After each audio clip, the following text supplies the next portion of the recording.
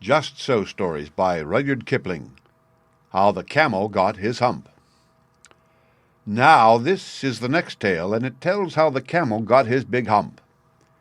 In the beginning of years, when the world was so new and all, and the animals were just beginning to work for man, there was a camel, and he lived in the middle of a howling desert because he did not want to work. And besides, he was a howler himself.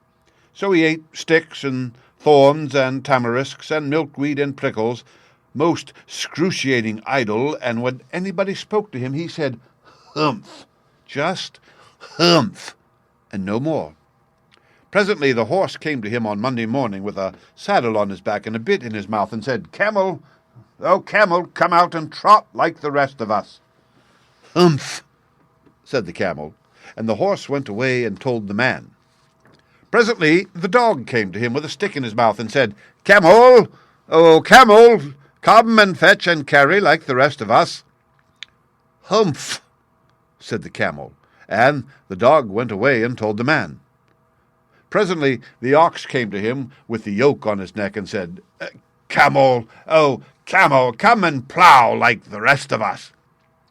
"Humph," said the camel, and the ox went away and told the man.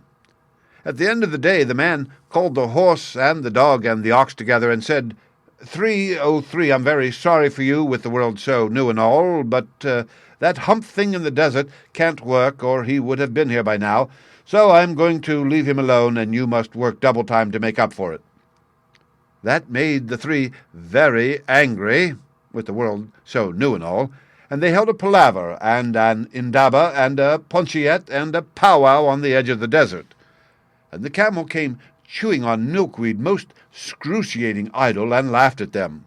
Then he said, "Humph," and went away again. Presently there came along the djinn in charge of all deserts, rolling in a cloud of dust. Djinns always travel that way because it is magic, and he stopped to palaver and powwow with the three. "Djinn of all deserts," said the horse, "is it right for anyone to be idle with the world so new and all?"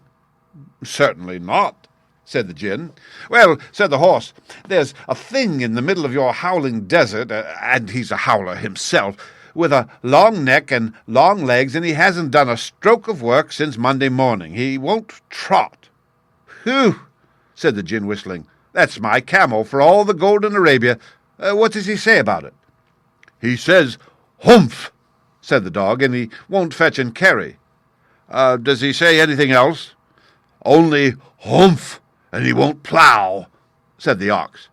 "Very good," said the djinn. "I'll humph him if you will kindly wait a minute." The djinn rolled himself up in his dust cloak and took a bearing across the desert, and found the camel most excruciatingly idle, looking at his own reflection in a pool of water. "My long and bubbling friend," said the djinn, "what's this I hear of your doing no work with the world so new and all?" "Humph," said the camel. The djinn sat down with his chin in his hand and began to think a great magic while the camel looked at his own reflection in the pool of water. "You've given the three extra work ever since Monday morning, all on account of your excruciating idleness," said the djinn, and he went on thinking magics with his chin in his hand. "Humph," said the camel.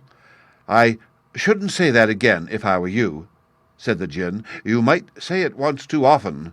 Bubbles, I want you to work."